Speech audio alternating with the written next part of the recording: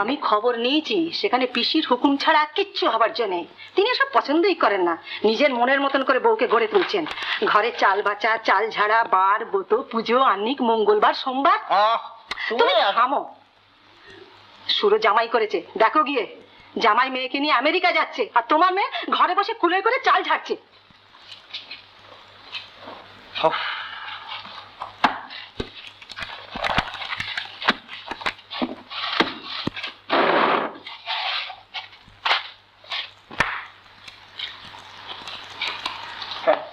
এই যে তোমরা এক গাদা পরীক্ষার খাতা, একটু মুখ তুলবার অবসর নেই।